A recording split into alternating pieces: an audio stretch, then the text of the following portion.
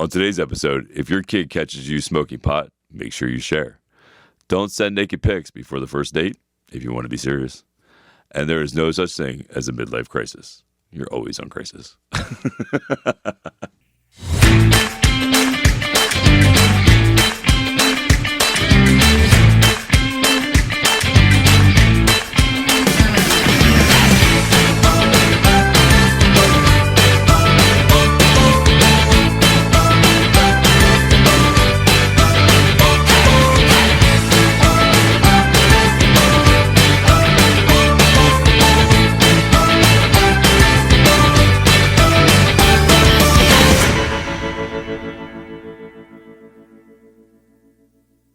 What's up, everybody? I want to welcome you to Advice Unfiltered with Tony Rodriguez and Christopher David, episode 8. Oh my God, we're 8 episodes in. Yeah, bro. All right. 8 episodes in, everybody. All right. Well, first of all, thank you, everybody, for joining us. As you see, we're live on YouTube. We're live on TikTok, Instagram.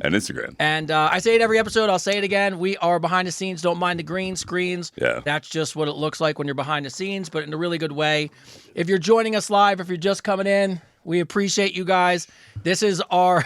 What's up, everybody? You guys won't be able to see it, but you'll definitely see it when you download the podcast. We have a smorgasbord of stuff we'll show you guys. Yeah. But what I was saying is, so we started posting YouTube shorts, and for you guys who are out there, we really appreciate it. The clips have been fantastic. Yeah, they've been great. And they're so funny. And shout out to AI, which makes it much easier to make these clips. Yeah. So I make this clip, and I put it on YouTube, and I look a couple minutes later, my mom calls me, and I'm sure she's probably actually on, and she goes... What's up, Mom? And it's the one where we're talking about how we were broke as kids, and like we had hand-me-downs, and my mom calls me and goes, "Oh, so we were poor?" I'm like, Mom. That's funny. But it was like, funny. She was like, I go, Mom, first of all, you were 16 and 17 as parents. You gave us an amazing childhood. Yeah. But I mean, everybody was kind of getting hand-me-downs and I was. I know I was, man. I was, like I said, I was getting those big collared 70s shirts from my brother. Oh. You know? But she loved it. She was laughing at that. She was laughing the whole thing. But I could hear it in her voice going, "Oh, I just make sure you had a good childhood." Yeah. Everything was good. And, yeah. Everything was good. So, outside that, couple new things for everybody. The P.O. Box is live. I went and got the keys today. Oh, yeah? The P.O. Box is live? P.O. Box is live. So we got a P.O. Box. So what we'll do, so you guys can, buy books and get Chris a sign them. Yeah. Or Tony's book. Or Tony's got a book too. Everybody. I only brought for fun, but seriously, if anybody wants to send us anything, fan art stuff, we love it. We want to show people. We appreciate the support. The address will be posted on the website, which goes live on Thursday. So we got a website too? So we have a website going live on Thursday, which you'll be able to find all the episodes, all the clips.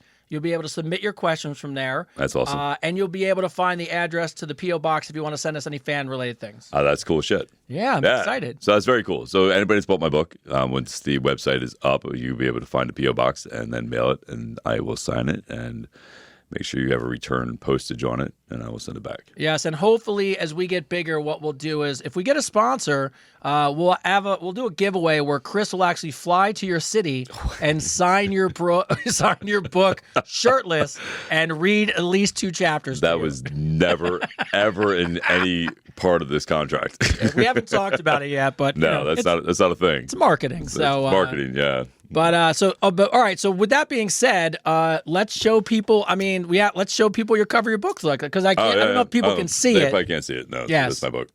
Yeah. My book. Yeah. My book. There you go. Yeah. No, I appreciate everybody who's bought it. I get a lot of messages right now from people telling me that they really enjoyed it, and that it really helped them, motivate and change their lives a little bit, which is pretty fucking amazing. And it's one of the things I'm really grateful for. The fact that my story has helped people get better in their lives. That's, pretty fucking awesome, man. So I appreciate everybody buying the book. Really, thank you a lot. And again, if you liked it, just leave me a review on Amazon, because that's what pushes it forward. So I really do appreciate all the support, love, and support. It's pretty freaking awesome. So thank you. So is it true, because everyone I've ever heard, even when I sit down to do, my book's a little different, but it takes a lot more time than people realize. People are like, oh, I'm going to write a book. Oh, dude, it took me 6 years. And it's not even the full book. Like I still have to write more freaking but like I hated it. I'll be honest with you. I would write 2 or 3 chapters and then I would read it and I'd be like, man, who the hell wants to read this? Like it sounds like such a depressing life. You know what I mean? Like who wants to freaking read something like that? You know what I mean? And then like I said, what really helped me was I had a good friend of mine, Irene, who really didn't let me quit. You know, she was on my shit about it, and told me it needed to be written. And so I'm really honored, man. Everybody that's actually took the time to buy the book. That's just, I don't know, it's just awesome. No, it's just pretty cool. So thank you. What was it like to actually, it takes, I remember mine took a little over 2 years, but to your point, you do a little bit of it, you think no one's going to read it, you do a little bit of think no one's going to read it. You wrote a book. So what was it like when you handed it in for the first time? Did you shop it around? Like, what is that process like? That's just interesting. So I don't know what was harder, right? It was actually writing the book or doing the audio for the book. It was, I guess the hardest thing was not criticizing myself, right? I'm not a writer. You know what I mean? I was just writing my story and being really hard on myself. It's kind of like being an artist, right? I have to say, like writing a book, being an author, a genuine author, and writing your own first story or your own biography or whatever it is. I think it takes an artist, right, to do that because an artist does the same thing. Like, they look at their paintings and they pick out everything wrong with it, right? Of course. Or they pick out their sculpture and they pick out everything wrong with it. And everybody else is like, man, that's amazing. That's beautiful. And I think it's the same thing when you're writing a book. Like you just have to fucking do it. You know what I mean? And not be your biggest critic, right? Just fucking do it.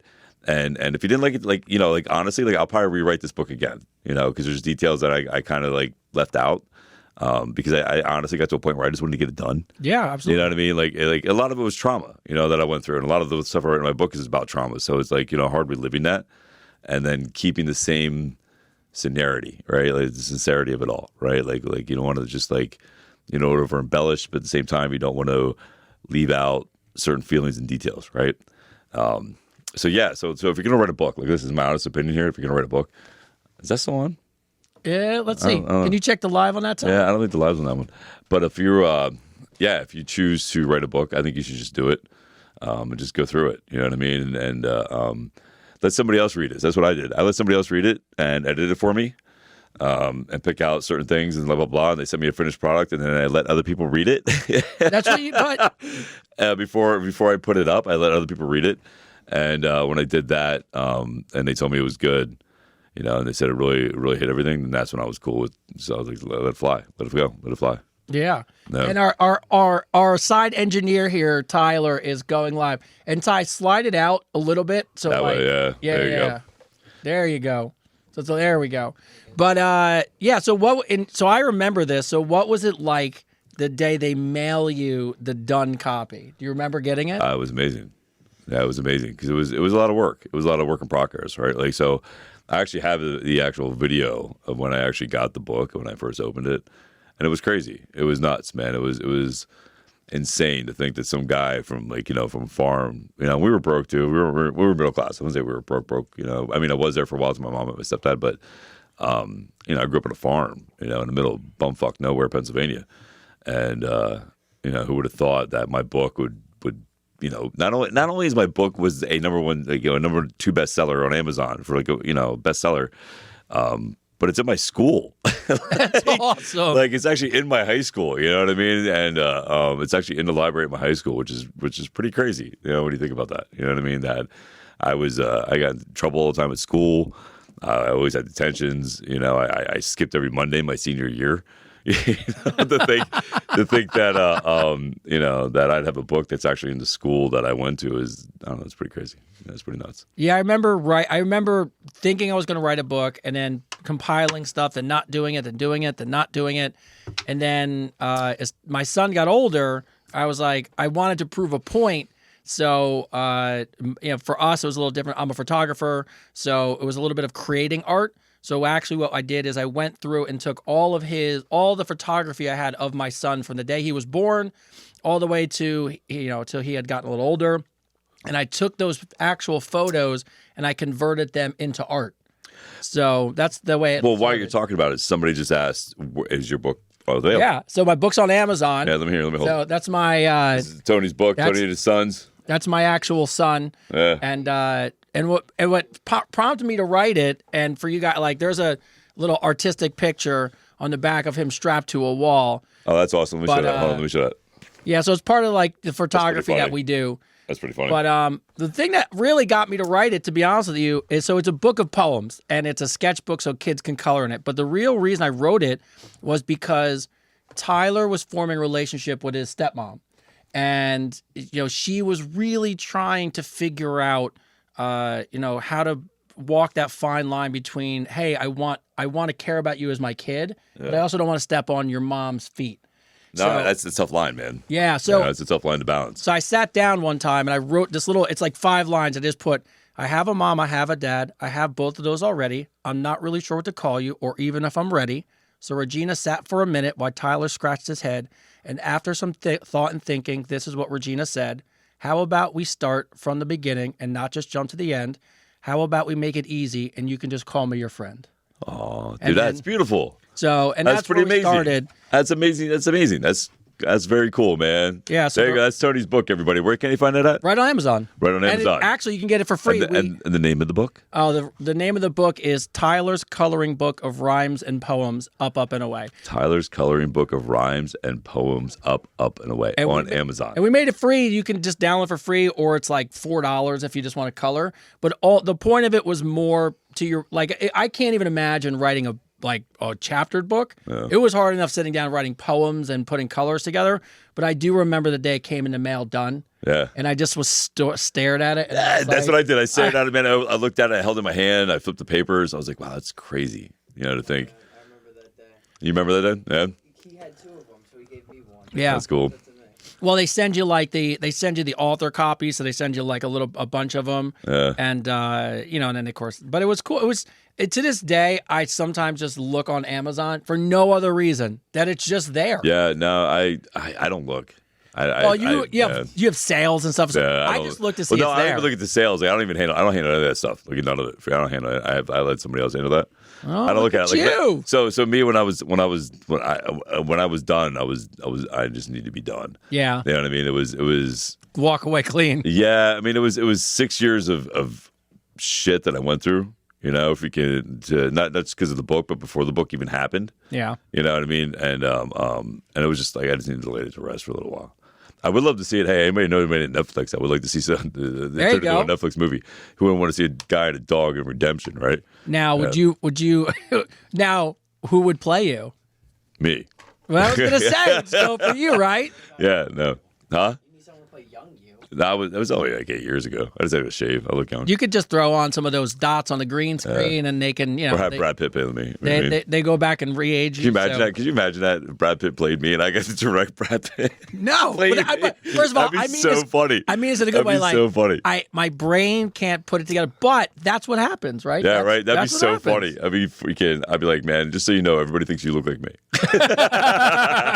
By the way, did people tell you look like me all the time? People look like me all the time because I get told that all the time. It's just funny. I don't know. So it's just funny. So we brought this stuff in just to show you guys, but really because our friends, people we work with, people at the gym start sending us stuff. So you guys can't see it online, but shout out to and what's his actual name? Well, his actual name's Gene. Gene? Yeah. Gene's a great guy. So there's this guy trained named Gene. He's a self-made businessman. He does bakery, does bagel stuff. Yeah. This is his bagels. I think it's we have them stacked on the table here. Yeah. Gene's a great guy, man. When I met Gene, he had an experience he didn't enjoy, and so his wife, it's a great story. His wife actually tricked me, right? So she came in for a consultation. Okay. And I took her through the consultation, did the whole thing. I did the whole thing I do with everybody else. I test them in the 4 movements and blah, blah, blah. And and he goes,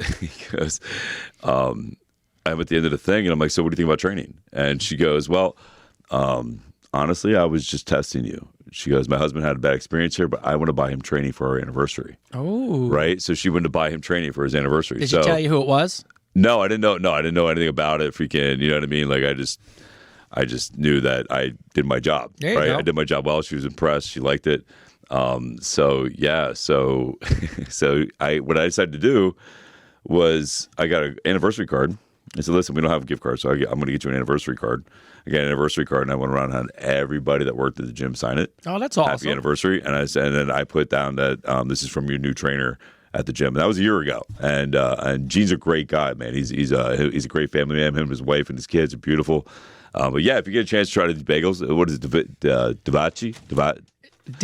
Davidovich Bakery. Davidovich Bakery. Yeah, check out Davidovich Bakery. And look, we joke about, but look, we have friends that we want to support them, and they're supporting us. So we got a little bagel tower on here. Yeah. So and I think it's Kevin with the pickles. Yeah, Kevin. I forgot your pickles, bro. If you're watching, I'm sorry. I just didn't have time to go home to get it after work, man. Episode 9 is pickles. Is pickles. We're bringing Kevin's Crazy Pickles is what we're doing. I apologize, Kevin. I left work. I worked from 7 to 8 tonight, dude. Bro. Yeah. Like I worked all. You can vouch. You No, came I in know, twice, and I was there all day. I said to you today, I was like, bring your book. ... Do you even have one on? Because I knew you'd have to go home. I grabbed it this morning. I thought about it this morning. I grabbed it, but the pickles, I forgot, Kevin. I'm sorry. Yeah. So thanks to everyone, and that's why. Look, we for nothing else, we appreciate all of you guys. Yes. And we appreciate the support. So if you give us something and we can throw it out there, I think it's fun. So yeah, no, absolutely, man. That's what we're here to do, right? Pay forward, right? Yeah. So all right. With that being said, it's time to get in some questions. Yes, it's question time. Advice Unfiltered. First off, let's thank everybody. Oh, yes. Everybody who's taking the time to submit questions. Yeah. And yeah, so yeah, thank you, because without you, there'd be no show. And there's my mom. As I figured she. Oh, your mom chimed in. Yeah, there you What's go, up, Mom. By the way, I tried to clear it up. We weren't really poor, but we were, young and kind of broke.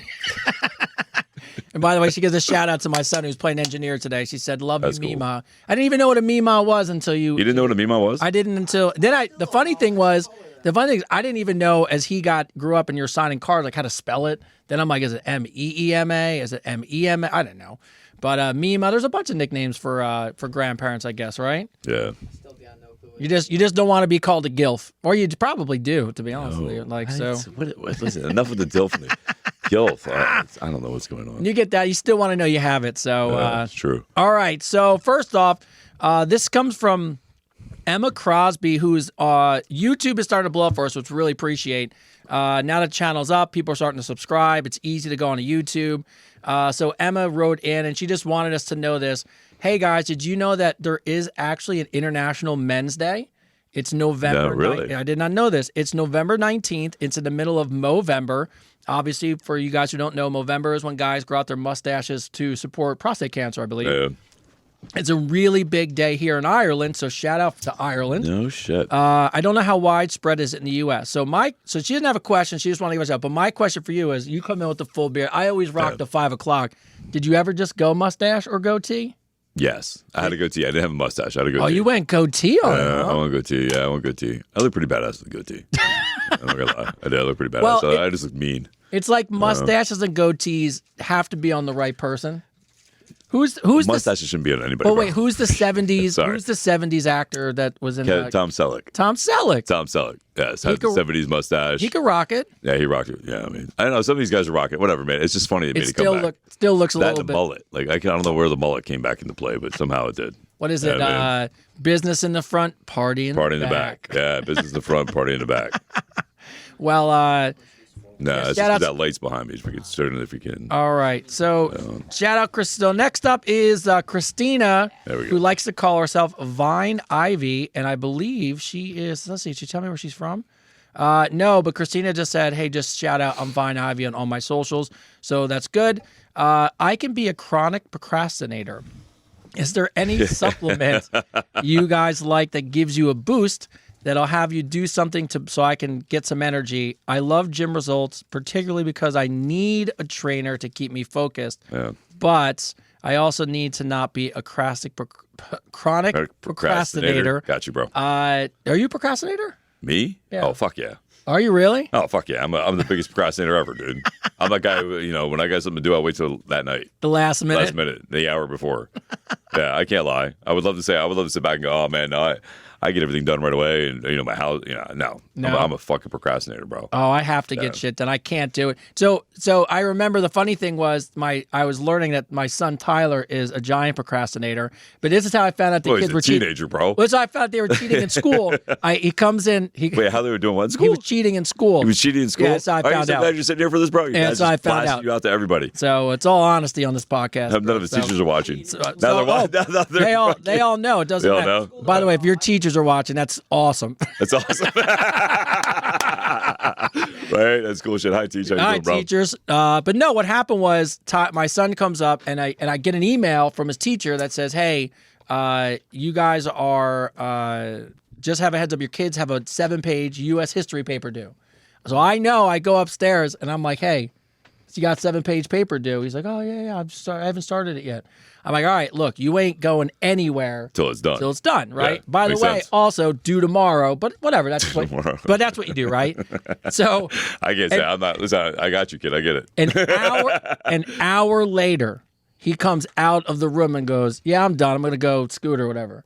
And I'm like, An hour later. An hour, bro. Oh, an hour. An hour. It was an hour. So an hour later. Wait, hold on. We gotta let everybody know who chimed in. Yeah. By the way, that's my son who's playing engineer with Ming today. He's trying to defend his honor right now. That's what he's trying to do. And by the I'm way, getting blasted right now.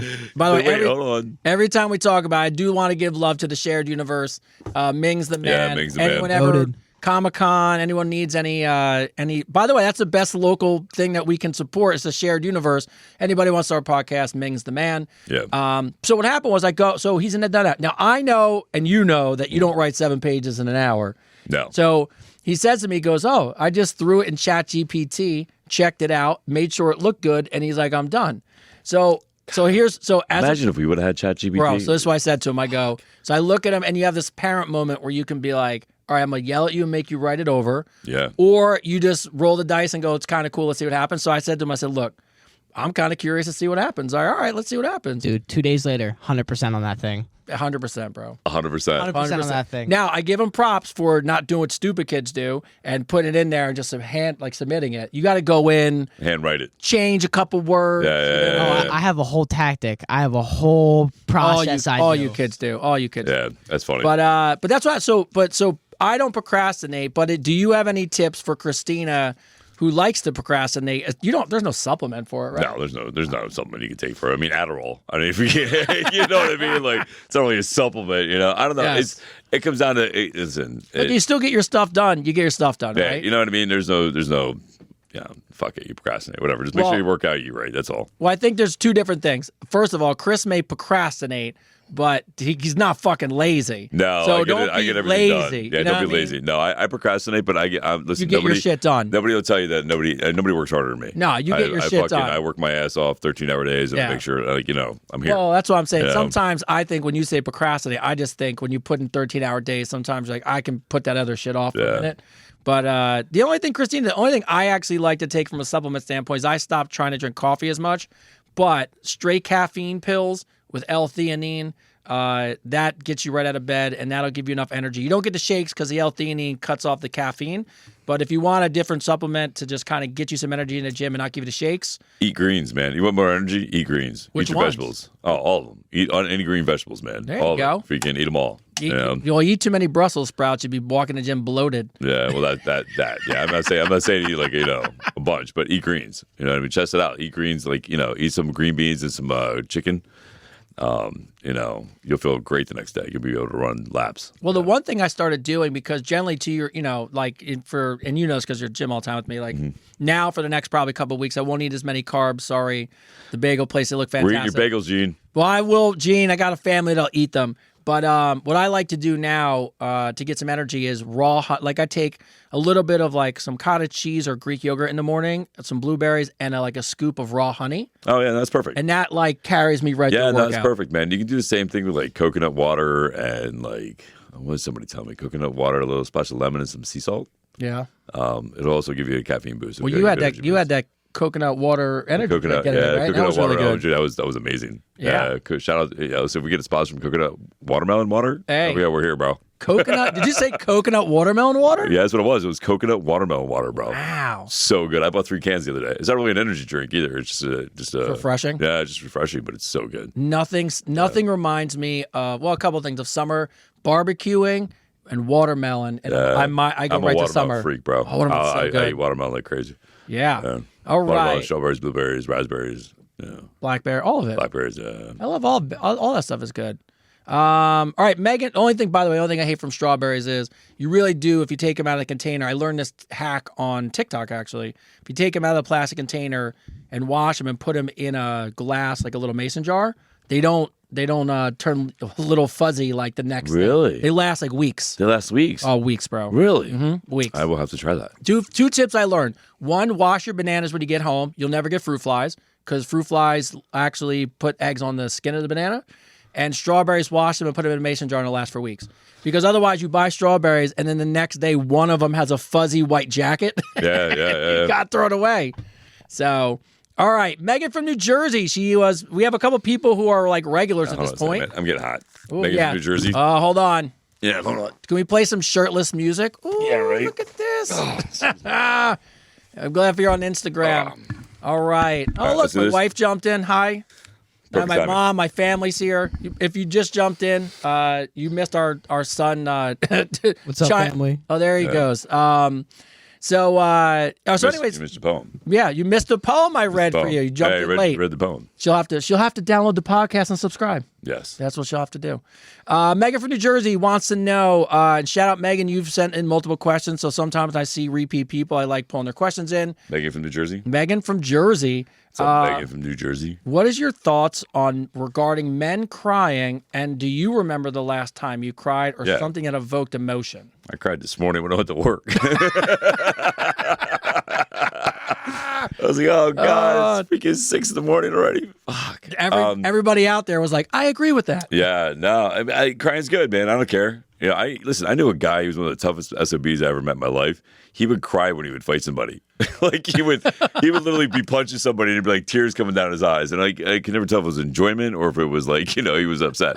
But yeah, like I think he's absolutely fine. I think anybody that makes fun of that's an asshole and they shouldn't do that. Yeah. And I think showing emotion's fine when it's appropriate, Having a good emotional balance in your life, and actually, to be honest, with you, getting a good cry out sometimes just listen, makes you healthy. feel better. Yeah. So, healthy. all right. So, yes, Megan, yes, your man's allowed to cry as long as he doesn't cry more than you. And Yes, every day. yeah, I agree with that. As long as he's not crying more than you, and he's not whining, like listen, it's like a parent dies or whatever, man. It's okay to cry. Yeah, it's been there's a lot of things that can make you cry, and you should embrace those things. I say all the time to family members I know that really struggle on certain days. I'm like, cry, get it out. Isn't it a proven fact that if you hold in your internal emotions, that it causes cellular damage sometimes? Freaking people get sick or they get Men die on average, like 10 years earlier? It's probably because we pent up all of that aggression. Yeah, all that pain and agony. Yeah, all that pain sits there and eats you away and kills you early.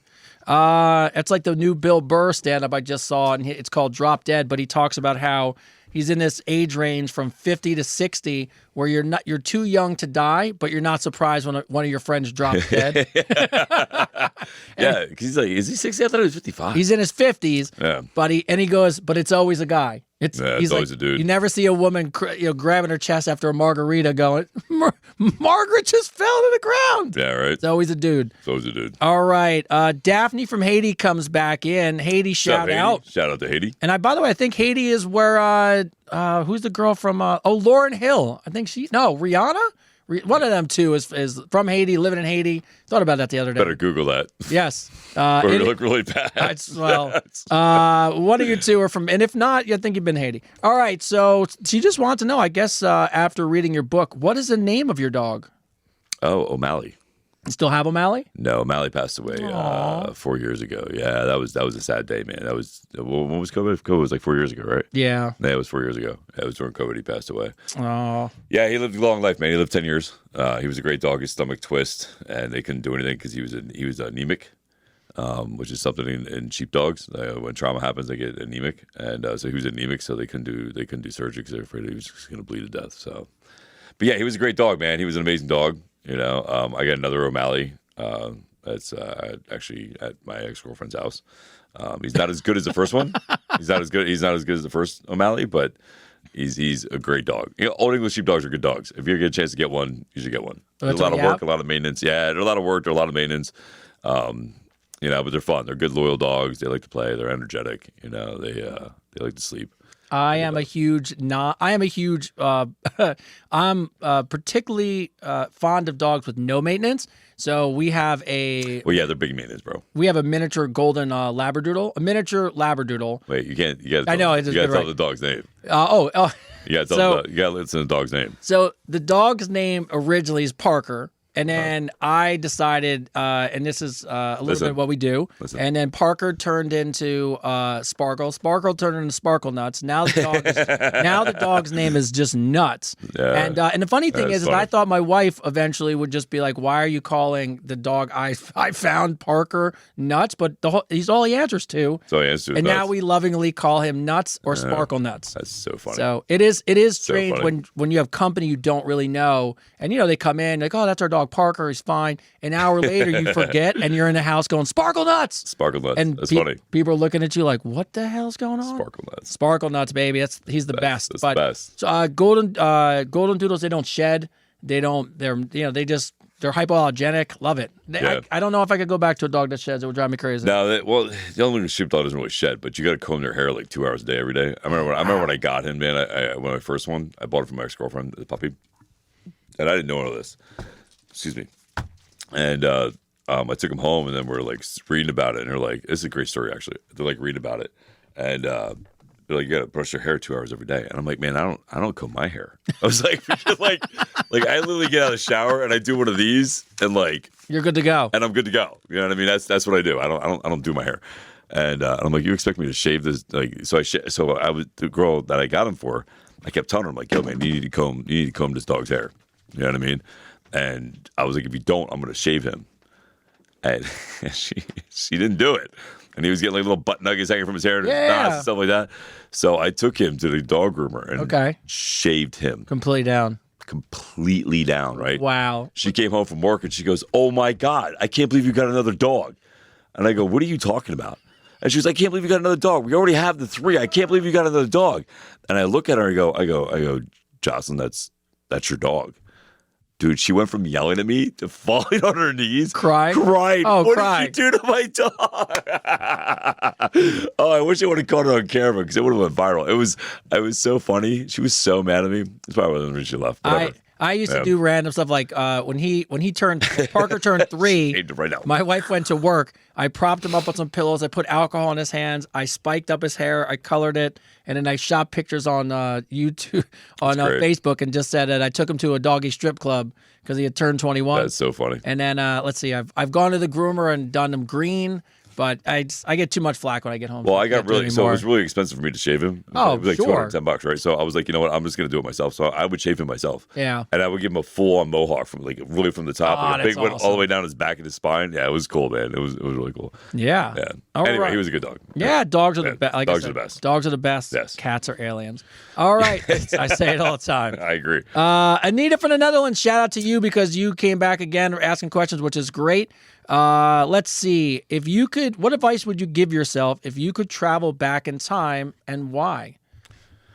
The advice I would give myself? Yeah. What's the advice you would give yourself? I think if I went back, well, first of all, I always think of this question when people ask, I would never change anything because no matter how fucked up shit is, we're here. Yes. Right? So it all kind of works itself out. Yeah.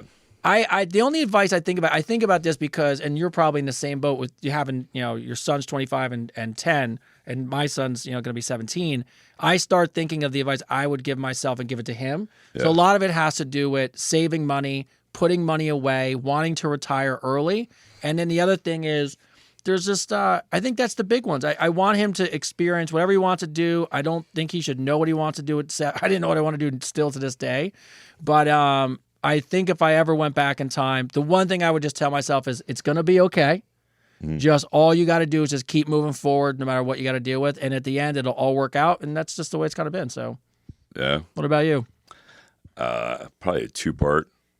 I would tell him to not worry about women. Focus on Focus on making you. money. Focus on making money. And don't get all wrapped up in that. And then the second part of that is I would tell myself not to listen to anybody, not take advice from anybody of what they think I should be doing, and really just listen to myself. Because honestly, that's what got me here. Was I listened to everybody. They told me what I thought I should be doing, and we could have met sooner. Yeah. You know what I mean? Things could have been a lot different. We could have met sooner. We could have been doing this a lot sooner. Like if I would have listened to, that's what I've learned, and that's really what my book's about. Not to go back to that, but is listening to that inner voice and listening to what you want, and not what's based on somebody else's insecurities and what they think you should be doing. It's not their life, man. It's yours. You know what I mean? So live it to your fullest, dude. Because a lot of the stuff that I did when I was younger, jobs or whatever, was based on what my parents thought I should be doing, what whoever I was dating thought I should be doing that made them feel safe. And it wasn't based on what I wanted to do, man. So my biggest advice would be, man, if you get to do anything, if you take anything from this question, listen to yourself, trust in you, and chase your dreams, man. Because again, I wouldn't be sitting here with Tony and Ming and his son and everybody if I didn't chase my dreams. I wouldn't be sitting here talking to you. You know what I mean? So so chase them. Believe in yourself. Do it. And think about all the people that after they tell you it's a shitty idea, it's not going to work, who's going to listen? Then all of a sudden we're 8 episodes in and people are like, oh, you know what you should do? I'm like, no, I don't want to know because I don't care. I don't give a need shit. your advice now. You know what I mean? I don't need your advice. You were, like perfect example. We talked about this earlier. Like I made posts on, I was responding to negative comments, right? But you were responding positively. And positively. Like to your I was credit. using them as educational moments, Yes, right? Like I was absolutely. showing them that they're being stupid by taking the time to make a comment. Yes. And at the same time, it's more about Trolling them the trolls. it's more about them being who they are, not about me, right? And then people told me I shouldn't do that. Like, no, don't do that. Don't feed into the negative comments. Don't. And because of that, I have had psychotherapists reach out to me that told me that what I was doing was exactly how people should handle things, and that it's a great example. I've had celebrities reach out to me and follow me because they think my content is good because of the way I handled those situations, and my social media has grown, right? So if I would have again listened to what other people thought was cringy or I shouldn't be doing, I wouldn't have more opportunities that opened up not just for me but for us. Yeah. You know what I mean? So again, believe in what you're doing. And again, I love that saying. I love that saying. Listen, if your ideas aren't crazy and your friends aren't looking like you're fucking nuts, then you're not thinking big enough. It's a good one. I like that. Yeah, I love that one. Yeah. Go ahead, audience. Chime in. I just want to say one thing. Go ahead. My dad has one really big piece of advice. He's told me for the past like what? I Don't think even it's been- remember. No, Somebody was yes, you listening. do. Wrap it up. Somebody was listening. right. You told me two things. Okay, what'd I over the tell you? past like 3 or 4 years. Yep. Is never send a dick pic and always keep yourself wrapped up. That's it. You said that. Hey, I'm It's good advice. I'm good It's advice. It's good advice, bro. It's sound advice, bro. Hey, It's been Sound saying that advice. 4 years. Yes. advice Yes. unfiltered even goes home to the family. Yeah. At least he was listening. Yeah, well, something suck. All right, and the last one, and before we get into the regular questions, we all know who this one's from. Oh, Connie. Connie. I bet you Connie's watching. But Connie is watching. And Connie's watching. But Connie, actually, to her credit this time, she has a regular question. So, not that's that cool. all her questions aren't regular, but all right, I don't want to bulk up. I just want to You tone. won't. I want to tone my yeah, right. So they always think that. I always think that you're not going to bulk up. I want to tone my legs, my arms, and my cute ass. I also need to get rid of my tiny pooch. We all do. Mm-hmm. I'm 5'1" and 122. I feel like part of her question is almost like, hey, I got a cute Check me out ass. on 5'1". 5'1", 122. Got a cute we're ass. on you, Connie. We're on you. But anyway, she just wants to lose 10 pounds. Is there any way, what's the easiest way to lose 10 pounds if you want to have your abs back? Eating. Yeah. Eat your protein. Eat your protein. Stay away from any kind of white carbs, starches, and stuff like that. Eat your vegetables. And the stomach. Listen, the stomach's not made in the gym. Abs aren't made in the gym. They're made in the diet. They're made in what In you the eat. kitchen. Yeah. Stay away from salts. Stay away from sugars. And up your protein. You're 121 pounds, and you should be having about 118 to 120 grams of protein a day. And just work, man. Just do the work. Do the exercises. Yeah, I think when people get that light, it's true, and you know this from dealing with so many people in the fitness side. When they're 5'1", 122, I would almost put a lot of money on it. They're probably at 1,500 calories, which is not helping you feed the machine. No, you got to feed the machine, man. You got to feed. You got to eat it. You know, so you high protein. The golden rule is 1 gram of protein per body weight, right? And listen, women, I need you all to hear me, please. You will not bulk up. The only way you'll bulk up is if you take some extra additive stuff, and and you eat like 4,000 calories. And none of you are doing that. No, and 4,000 calories a day. It's not happening. I don't. It's so funny that rumor persists for women. You can, unless you're shooting steroids somewhere. Unless you're on something, you're not gonna. It's the same with guys. Like I mean, guys can get in shape. Like, I mean, look at me. Like freaking like. You always joke. I've been trying to get big for years. Like fuck. But yeah, so I would just say look at your calories. But to Chris's point, it's all diet. So just it's all diet. Find out how many protein you're eating, and you'll be surprised. You're probably under eating by a lot. Yeah, exactly. All right. In the news, this came in. This is funny because me and you go down this rabbit hole occasionally. Jenny from New Jersey. What do you think? Jenny from New Jersey. It sounds like a song. Jenny from New Jersey. Well, it's Jenny from the Block. Jenny from the Block. Oh, yeah. I don't want to sing that one. By the way, did you know, random fact, that Google image search only exists because Jenny from the Block, or Jennifer Lopez, wore that ridiculously sexy green dress at the Oscars, I think, or the Grammys, one of the two. Mm-hmm. And because so many people searched to look her up to what she looked like, Google created the image search because of that one picture. Yeah. That's pretty amazing. Yeah, people just wanted to see her what she wore because... I bet you got no royalties for that, did you, J-Lo? It would be... I thought about that. I was like, shouldn't she get paid for that? She might get some royalties for that. I would look into that. There might be a lawsuit going on. Yeah, so she wants to know, what do you guys think of the Egypt news? Crazy. Wait, who asked this? Jenny from New Jersey. Jenny from New Jersey asked about the Egypt. We were actually talking about this. Yes, that's why I saw it. And I was like, we got to ask. So let's get into what it is, right? Yes, go ahead. So supposedly, they did what, LiDAR, right? It's some new type of fancy LiDAR, right? LiDAR stuff. So what it does is shoots images of what's underneath the ground. And they found I think it's 6 or 8 pillars. It's not only pillar. I actually saw the diagram today. Right? They go down to this huge square blocks. Well, here's what's interesting. I saw today. They did a diagram of what it looks like. So you're right. So it's pillars that come down from the pyramid. With a little spiral, right? Oh, like 6,000 feet into the ground. Yeah. And then what it is they land in blocks. But originally they thought maybe water. But now what they think is the entire city of Egypt was built underneath the pyramids.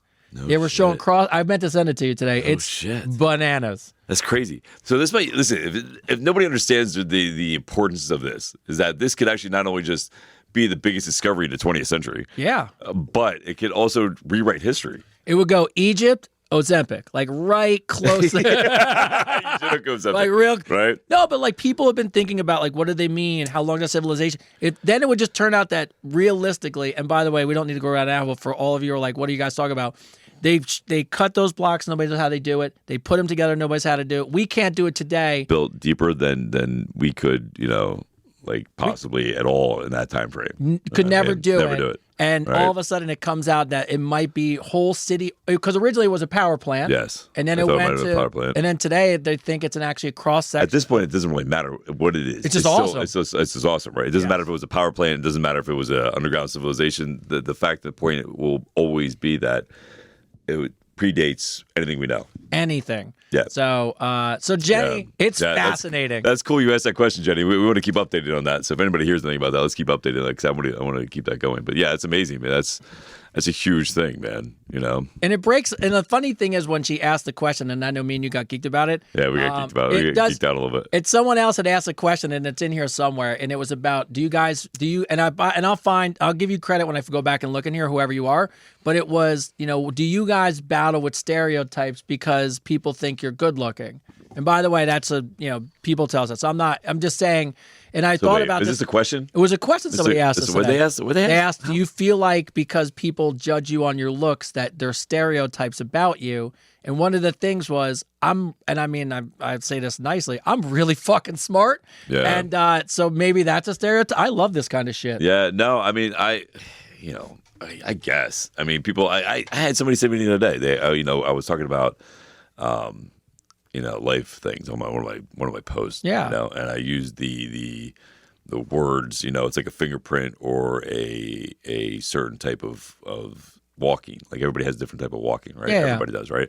And when I went into work, they were like, "Wow, man, you're really smart." I was like, thanks. I I'm so, you know, Yeah, like you no, don't know how to take it because people are like, "Oh, you really?" I'm like, "Yeah, like." Yeah, no, I don't know if they think I'm stupid.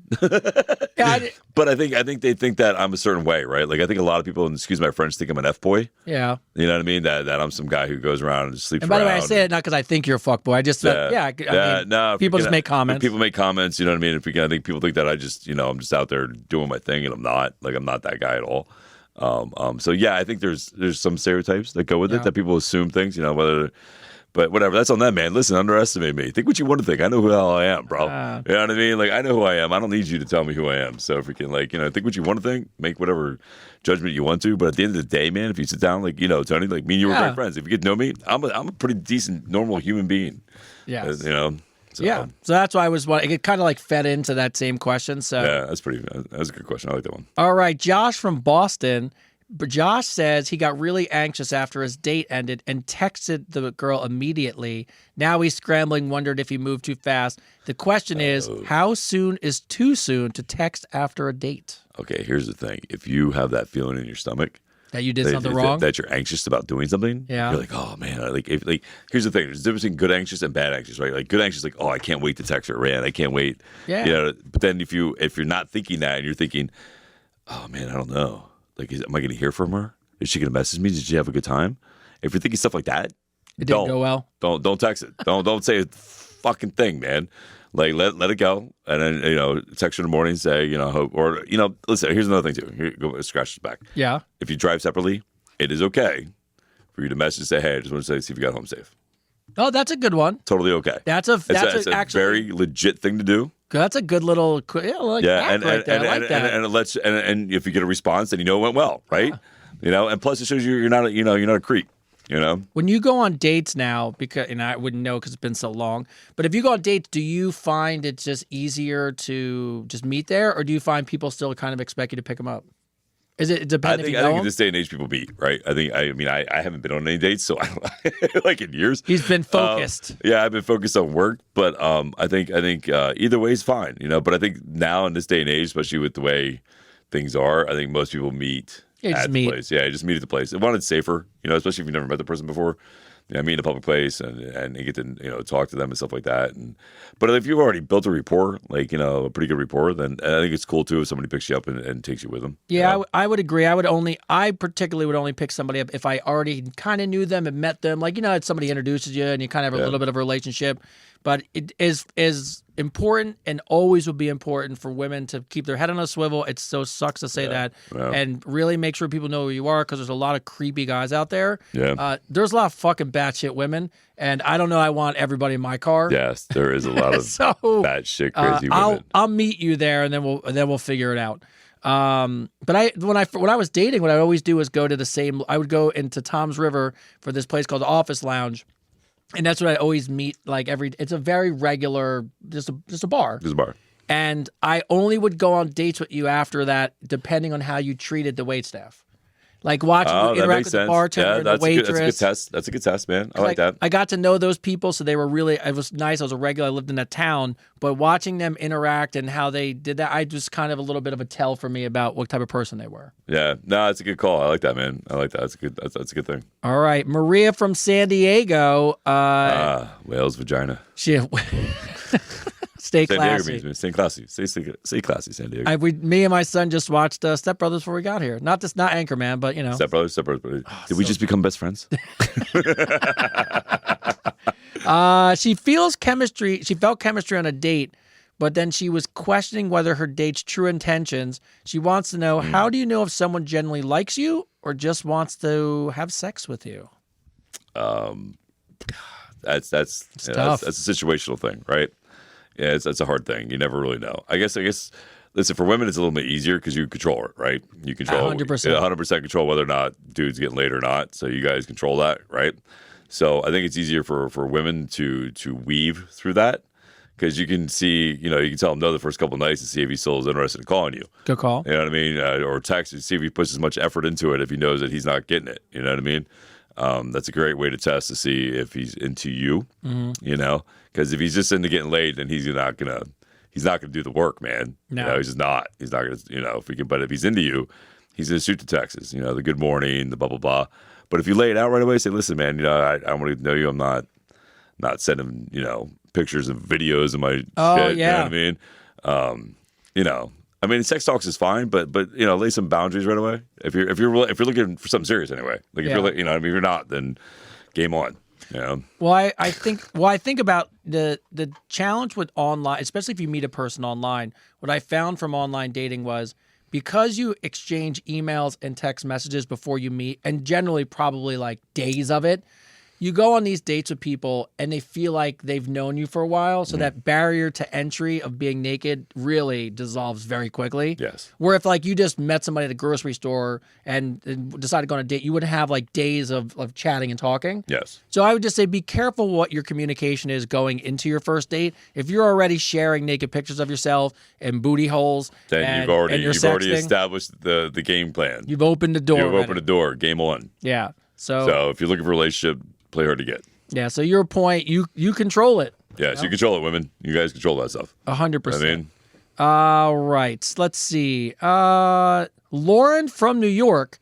What's up, New York? She was on a date. She accidentally overshared and now wonders if she ruined her chances. Her question is it okay to talk about exes on your first date? No. No. Straight up, no. You do not talk about your exes on the first, the second, the third, the fourth. Maybe. At some point. Maybe eventually at some point, but like, no. I don't want to hear. Listen, if we're on a date, I don't want to hear about your fucking ex. I don't want to hear any of that shit. I want to hear about you. I want you to tell me about you. I want to hear about how amazing you are. I want to hear about what you like, the things you do. What drives you. Why do you work the job you do? What was your family like? I don't want to hear nothing about your ex, man. Nothing. As far as I know, you were a virgin when I met you. That's it. I think people forget the nice part about dating somebody new is you can be anybody you want to be. You don't have to. Your past doesn't have to be a part of what your future is. Yeah. So leave it where it belongs, man. Yeah, leave it there.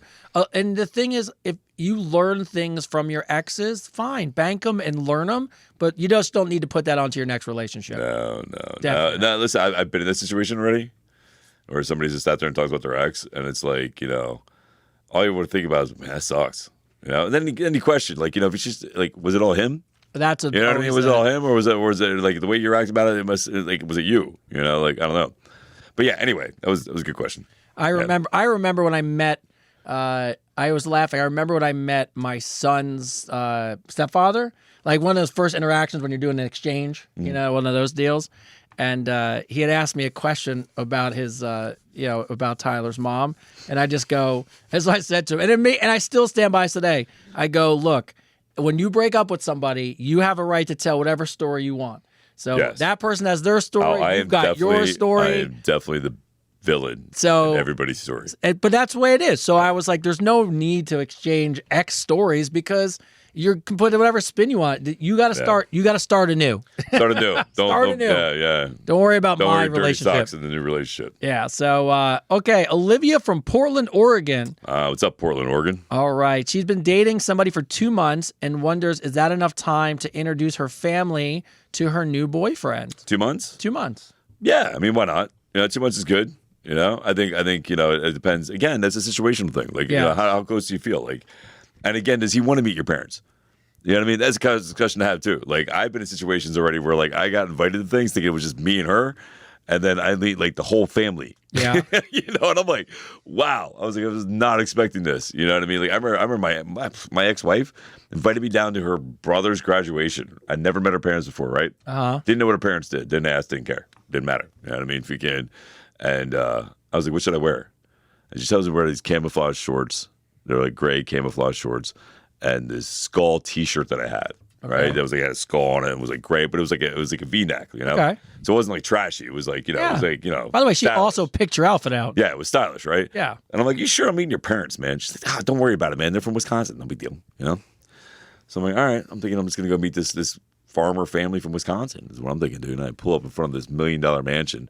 and everybody's wearing like khaki shorts and polo shorts, and nobody's got tattoos. They got a sweater tied around their neck. Yeah, dude. And dude. It was like a golf club, like you know what I mean, like a high end golf club. And there I am wearing a skull T-shirt, tattoos sticking out, with camouflage shorts, bro. And I'm like, wow. I'm like, I don't fit in at all. I mean, there was nobody there with tattoos except her and me. And yeah. So then I remember this girl kept asking me questions. This couple kept asking me questions. They're like, and I didn't realize they were grilling me to see who I was and what I was doing. And here she was supposed to marry their son. Oh. There was this whole family thing on that was for years.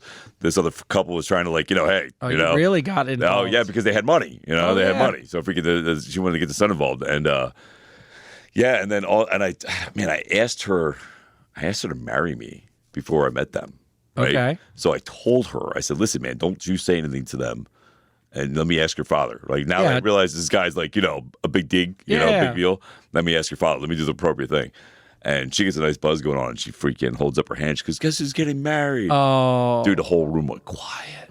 Quiet, bro. And I'm standing there, and everybody looks at me, and I'm like, and they just kind of scattered. I go, oh my God, that just happened? I'm like, that just freaking happened, man. I'm like, oh my freaking God. That's a scene out of a movie, Oh my God, dude. Yeah, dude, I was like, oh my God. So then I went outside. I'm like, I went outside. I got a 7 to 7. I'm like, I just can't believe this just freaking happened. I don't even get a chance to meet these people in a proper light. Here I am wearing camouflage fucking shorts, bro, and a skull T-shirt. You know what I mean? And she comes out and she goes, hey, I want you to spend the night. My parents have 7 rooms. We can have a room. I was like, no, I'm not spending the night. Did you just see what happened in there? Everybody left me. I was like, everybody bailed. I'm like, I feel so uncomfortable right now. I am leaving, and I left. So yeah. So listen here. Again, the whole back to the question: communication's key. Ask if he wants to meet your parents. I just have this image from a movie of this really highfalutin family, and here comes the crazy daughter with the biker boyfriend just rolling in on a motorcycle. That's exactly what it was like, bro. It's exactly it was terrible. I literally called her when I pulled up to the house. I was like, I think you gave me the wrong address. And she's like, oh no. And I forgot this part. She was in a nice little sundress. Oh, she was dressed nice. Oh yeah, she was dressed nice, dude. She was dressed nice. I was the only one that looked like freaking, trash, bro. Like you worked on the grounds. Yeah, I just worked there. My car broke down. I just pulled up and knocked on the door. You know what I mean? It was so bad. Can we help you? I looked like such a fool, man. It was so bad, so bad. Diego from Austin, Texas. So Diego, he hooked up with his friend, and now things are different. He wants to know: does casual sex always complicate friendships? No. I say no as well. Mm-mm. I say no as well. Mm-mm. No, casual sex doesn't. When you're you're 17, you have no clue. You're trying to jump in I've seen movies. No, it complicates it. I have friends who told me. No, we're not, dude. No. You just don't know. You don't know what you're doing yet. Yeah, you don't know what you're doing yet, bro. That's all. You will one day. No. I mean, no. No, it doesn't complicate things at all. No. You get. No. If you suck at managing that, and but no. I mean, I literally, when I read the question, I immediately went to say the normal, oh yeah, but then I thought about it and I go, no. It doesn't. It doesn't at all. The only way it complicates things is if you let it complicate things. Yeah, if you right? let it. If you let it. It is what it is, right? So don't put too much into it. Yeah, I was gonna say, but I think that might be on you for fucking that up. So somebody wrote it does at 17. You're right. It does at 17. Yeah, 100% it does. 100% it does, bro. Yeah, you don't know how to. You don't even know how to. I'm not gonna get into it right now. Yeah, we can't be airing out our family discussions on it's so air. funny. That'd be so funny. Yeah. All right. So Laura from Nashville. She by the way, shout out Laura, who moves to Nashville right after she divorces to get back into the world. Nice. And but her challenge is: have you ever moved somewhere and now you have to figure out as an adult how to create meaningful friendships? You've moved around a little bit, right? Oh, I moved a lot. Do you find that friends usually come from work? I mean, it's an easy place. My place is, yeah. I mean, where I work out and being in a gym and it's like a resort gym, so it's an easy thing to find friends, right, or people. At the same point in time, you don't want to mix friends and work. I don't think, you know what I mean? I think because a lot of times if people put on a show at the job and then are different at home.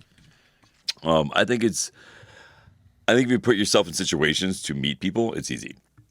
It's a good call. Yeah. We talked about it at we had a family function this weekend, and my mom, who's probably still on there, I kept said it to her. I go, it's not about where you live. It's not about who you know. It's about getting out of the house and just go. Just force yourself to go sit at the bar and get something to eat. Yeah. Just get out. And even a coffee shop, or a nice stroll in the park.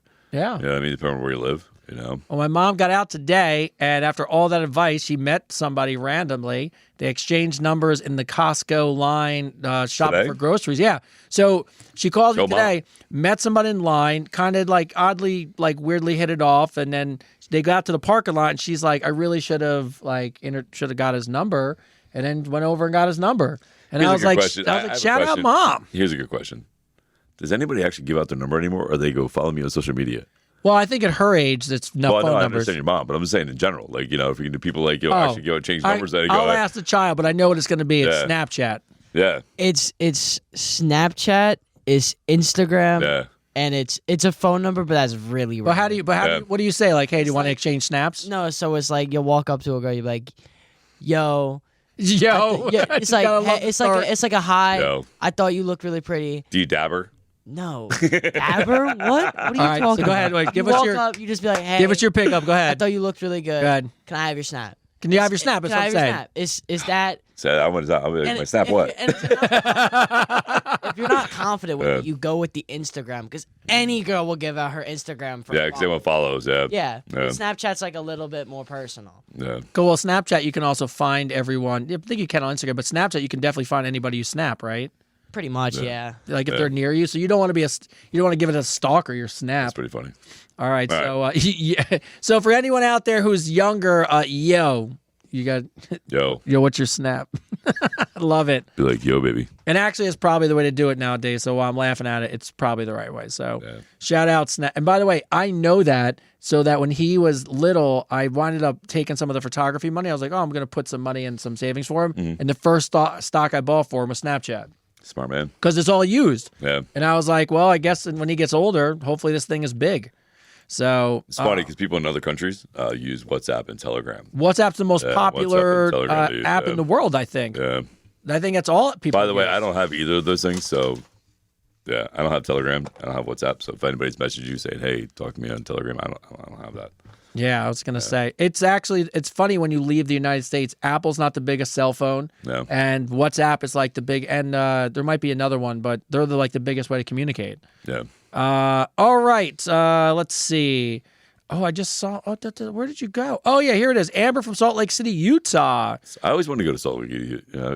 I heard it is beautiful, and if you're a big skier or snowboarder, a great whitewater rafting too. I heard. Yeah, and they got great hikes. So I'd like to go to Utah. There's Salt Lake, and there's one other one out in Utah I looked into going to, and every time I wind up doing one of those Marriott vacation clubs, and you pay $100 and you get a discount. Yeah. And I never take the vacation and lose $100, but one of them's in Utah. And I always try to finagle to go, but you got to fly into this airport to another airport to of course. Then they're going to sell you a camera on the way. Yeah. So, but wants to know, how old were you when you had your first job? I want my son to start working, but my husband and I feel different. About when he should start working. By the way, this is the surprising part of this question. He's fucking 20 years old. Fucking right now? The fuck kind of question is that? Wait a minute. You want to know how he's 20 years old? The husband doesn't want him to work yet. That's the craziest thing to me. Where was that parent when I was growing up? I wonder if it's Utah. And Amber, no offense, I don't know if it's a Mormon thing, maybe, because it's Utah. Would they have social media? I have no idea. But you got to have a job. Bro, you got 20 years old, get a fucking job, bro. You can't be. No, I'm sorry. I had a job at 13. I was 13 years old when I had my first job. So what was your first job? Mowing grass. Mowing the lawn. Mowing lawn. That's how I bought my first weight set, man. I bought my first weight set with the $25 that I had from mowing grass at a yard sale. This guy had these old cement plastic weights, and he wanted $100 and something for him, and I was like, I got $25. And he's like, deal. And he goes, I don't want to carry him back in the garage, so deal, you can take him. It was like 300 pounds worth of weights, man. So I took it, and that's when I started working out. But I've been working since I was 13 years old. I don't think there's a time in my life from the time I was a teenager that I didn't work. Yeah. Yeah. I was 14, and my first job was cooking cheesesteaks on the Casino Pier Boardwalk in Seaside Heights. And now that Like a by much the way, cooler job than mine. greatest job ever. And now I can say, because it's years later, we used to just give free food to all the people who worked on the boardwalk. And then when we would go to the games, they would let us win the games. Yeah. So me and my brother had That's awesome. we had a racket for like years. That's awesome. And so I'm sorry anyone out there who now knows that we used to give all the food away. But then when I really think about looking back, Is it even open? yes, but who knows what ownership it is We now. don't know who you are. But here's the best part. I look back and I'm 14 cooking on a flat top grill, Oh, yeah. serving food to people. No thought in the world. Nobody cared. No. Not Dude, I was push mowing. I wasn't even sitting on a lawn riding mower. My parents literally would drop me off with a jug of water, a peanut butter and jelly sandwich. I would push mow 3 acres. That was like half of it was on an angle, like at a 90-degree angle, yeah. and I'd have to walk against it to push it around the angle of the thing. Like, and if anything would happen, nobody know. It wasn't cell phones. Yeah. Nobody's calling me. Nobody's. I'd show up and be all Lost an chopping to arm. pieces. Yeah, man. Nobody Like, knows. Yeah, it was. Yeah, they didn't give a fuck.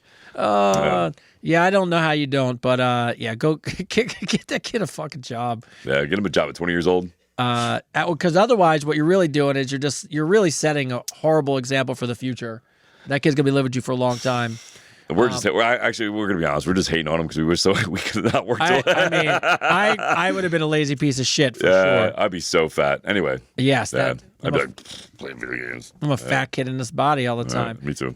Sophia from Boise, Idaho. Oh, I love Idaho. Shout- Idaho is actually my top 3 favorite states. Is it really? It is. I love Idaho. Idaho's got great outside stuff, man. It is actually a beautiful state. Yeah, we're going to Iowa for the first time this year. For my son is a pro-am scooterer. I know it's something weird to say, Scooter boy. but it's an X Games thing for people out there That's who don't cool. know. And one of the national championship things is in Iowa this year. So we'll see what's in awesome. Iowa. But she wants to know, what is something you splurge on regularly that you consider totally worth it? Of course, she collects shoes. Is there anything that you like to, that money really kind of goes to, and You know what I splurge my money on? what? I'm going to say kids, but go ahead. Yeah, you're exactly right. I was going to say. I splurge. I have a hard time telling my youngest son no. Like, It's awesome. Well, he's a good kid. Like, for me, He's adorable. He's a good kid, man. He's a smart kid, and he like just perfect example. He cleaned my house the other weekend on his own. Like I That's took a nap, awesome. and like I fell asleep watching TV, and for like I don't know, like a half hour, 45 minutes, and I woke up and he's like, "Dad, come and see what I did." Now, let's keep in mind this kid's 10 years old, right? He's freaking just 10 years old, and I was like, "What?" And then he goes, "I said, can't you just show me?" And he goes, "I can't fold the apartment up." He's like, "Come here." And I walk out, and he not only just cleaned, he mopped, he put dishes away, he freaking put all his Awesome. like I'm like, holy crap, man. So then I went and spent like $100 on him. After that's I great. told him when I picked him up that I wasn't going to spend any money this weekend. Like, well, I'm not spending any money this weekend. I've been spending money on you every weekend. We're going to chill this weekend. We're not gonna do anything. And then he did that, and I was like, all right, we're gonna go spend. We're going to go spend that money, baby. We're gonna go spend $100. I mean, He's a good kid. I mean, I taught my son this week how to take the bowl from the sink and put it in the dishwasher. So it was momentous, bro. It's fucking momentous. I'm so proud of him. I'm watching him now do it on his own. Funny. It's amazing. It's so funny. Yeah. So I so like it was funny, man, because I took him to go get that cotton candy. That there's this giant cotton candy head. Cotton thing. candy's amazing. Yeah, there's like this giant cotton candy art thing you can get that's like $22, and it could be. It's all colors and stuff. And Yeah, it's pretty wild, right? So Yeah, I it's went there. awesome. I went to the mall to go get it, and there was a line of like 30 people, and I was like, "Fuck!" He's like, "Yeah, I don't want to stay in line, Dad." I'm like, "All right, let's walk around." So we go over, and he sees this Fortnite bus, Legos, Yeah. 1,000 pieces. And by the way, those things are expensive for people who don't know. They are really fucking expensive. Like it was $100. Yeah. plus tax. You know what I mean? So he looks at it and he goes, "Oh." I'm like, "What?" I was like, "You see something you want?" He goes, "Yeah, I want that." He goes, "But I know it's expensive." And I told him, and this is why I said, "Listen, man, this is why I work a lot, and this is why I work 13-hour days, and I do everything I do for my social media, the podcast, and get everything moving forward in my life to make our lives better. But this is why I work so hard, so I can buy these things. Yeah. You know what I mean, for you. But at the same time, I want you to earn these things. So I told him he has to be really good in school. I don't want any emails. I don't want anything coming back from the teachers telling me any kind of problems, or I'm going to take this back. I'm going to keep the receipt. Yeah. And I'm going to take this back. But you're going to earn this by doing the work at school, right?" And he made a deal with me, and he promised me. And dude, he went home It shows you how this kid's amazing. He goes home and he takes this 1,000-piece Lego thing, and he spends from 9:30 till 1:30 in the morning putting that thing together. And it fell apart on him 3 He times did a day? in a day. Wow. Dude, he literally put that whole thing together, man. Just sat there and put the whole thing together, and it's amazing. It's a beautiful piece of art. It's awesome. Like, yeah, it's very cool. So yeah, so that's what I do. I spend money on my kids. Yeah, my wife's father is a giant Lego collector. Stopped because at some point you just have so many of them. Yeah. So I didn't know, and she's like, "Let's go to the Lego store and get him one." So I walk in, immediately see the Taj Mahal. Oh yeah, And I'm like, "Fucking that one!" yeah. It's Don't- like $10,000. Bro, don't even think about it. Yeah. I take it off the shelf. I'm like, "It's Legos. Yeah. How much can this fucking thing be?" Yeah. $400 and something for a Lego. Oh set. yeah, dude. No, yeah. Well, So yeah, dude. They're so bananas. expensive. They're so expensive. It's crazy. But like I But said, it's a good hobby. I'm not gonna lie. It's a good hobby. Like, he- it's great for kids, building engineering, the whole nine. He- Like, it's good stuff. they do great. I mean, that stuff is fantastic. So I love sneakers. I have a gigantic sneaker collection, but I'm a sneakerhead in the fact that I wear them. So I don't believe in I don't put them in shoe boxes, and I know people are going to hate me for this, but I don't put them in shoe boxes. I wear them. If I buy them, I wear them. That's my jam. I like sneakers. But anything outside that, a t-shirt, some jeans. I mean, I do like to wear a nice suit, man. I like to dress up. Oh, you do like a I suit. do. I do like a suit. I just don't get any opportunities to Yeah, except for my modeling gigs when I get to put a suit on and stuff. But other than that, I pretty much I'm constantly in sweatpants or a work shirt. yeah. Like I live in that. Well, that's the thing. I used to work in multiple jobs where it was a suit and tie all the time, and then Yeah. it kind of went down. So my not wanting it is very revolting of it. Yeah. But if I had a job where I just casual all the time, I would love a good suit. Yeah. Well, no, Yeah. same thing. So when I went to private school, I had to wear tie and dress stuff, and I hated it. It wasn't until I worked as a blue collar construction guy for a long time that I appreciated putting on a suit. Yeah, it feels You good. know? Yeah, it feels good. Like there's something about putting on some really nice clothes and looking sharp and not being like at the time I was doing construction dirty all the time. You know what I mean? Like there's something good about it. The thing I want to do, I haven't done I can't even remember how long, but me and my wife talk about it. I would love to take her one day, and when our podcast blows up, for you people out there, thank you. This will happen. I want to take her to a black tie event where I get to wear a tux, Yeah. and I get to see her in a gown. Yeah, that'd be amazing. That- No, I like that type of stuff, man. I like going to really fancy things. Yes, That get a costs a limo lot of money. and do some ballroom day. There's just something about that fanciness and getting dressed up like Yes. that. I just look forward to. Yeah, I like it, man. Expensive watches. I like expensive watches. Oh, I love a good watch. I like a good watch. Yeah, you got a nice one on today. I noticed the color. All right, Kristen from Burlington, Virginia. This is specifically really for you, so I for thought you me? could help her. Oh, yeah. It's a personal trainer question. She's struggling to find a personal trainer she feels understands her needs. Mm-hmm. She is, let me move my mouth. She's 45, 180 pounds, and she has not worked out for a number of years. So she just wants to know from your particular advice, what kind of questions could she ask potential trainers to feel like she's really landed with somebody who knows what they're doing? Is there any maybe a couple things that she should definitely just ask? Definitely has some experience. You Okay. know, what client they like to work with. You know, usually you can tell. So like when you have a trainer, they usually do a consultation, right? Where they take you through, and if they're a good trainer, they're going to ask you specific questions that are going to relate to you. You know, and they're going to be able to connect with you during that 45 minutes to 50-minute, that socialization right there. That first initial talk. Don't be afraid to ask questions. That's the biggest thing. I think people are afraid to ask questions. Don't be afraid to ask questions. Ask what their experience has been. Ask them, what type of people they've trained, how long they've been training. I find a lot of the new trainers, the younger ones, kind of get stuck in this box of training. They don't understand how to adapt and change. They have everybody do the same workout routine. Oh, yeah. You know what I mean? So like you wanna make sure that you find somebody that specializes in what you need. So I would suggest that first you go to the gym. Yeah. And you observe, see who's busy, see what type of clients they're working with, What's a good one? and see how they interact with their clients.